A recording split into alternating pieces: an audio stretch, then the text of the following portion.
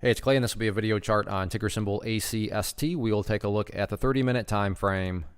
Real quick, what do I mean by 30-minute in case maybe you're new to charts? Instead of each one of these candlesticks here representing 1 day's worth of price action, which is what you would normally see, each one represents 30 minutes. So while this here may look like several days worth of time, it's actually today's price action broken down into 30-minute time slices. I like to this time frame. I think it's a good job of telling the quote-unquote story of the price, and then makes mapping out levels of support and resistance a bit easier to see.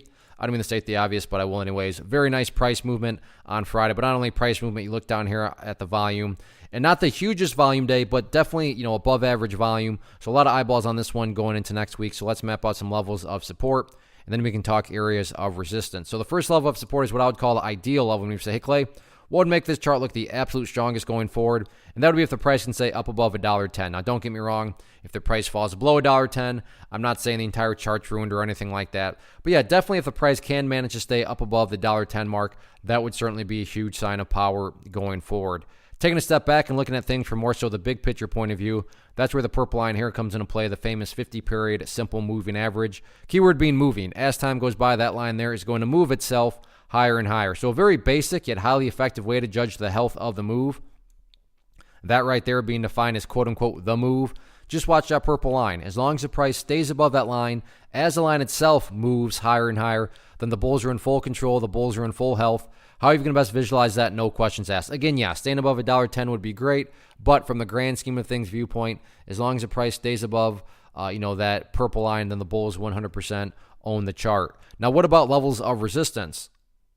As far as where the sellers are at, party stopped today during the final 30 minutes on Friday up there at $1.40. So that'll be public enemy number one going forward. All in all, though, as long as the price keeps on doing what it's been doing, what do I mean by that? Well, if you go through the history of the chart, you can see that the bulls have been doing a great job of building higher bases. So as long as higher bases continue to be built, you picture these as stair steps, then everything else will take care of itself, including breaking levels of resistance. So focus on healthy consolidations, higher lows, and sit back and let the trend do its thing.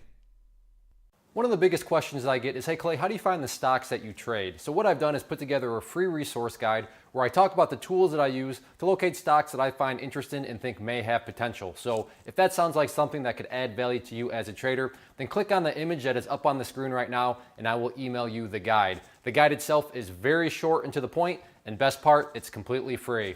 Thanks for watching the video. Let me know if you have any questions.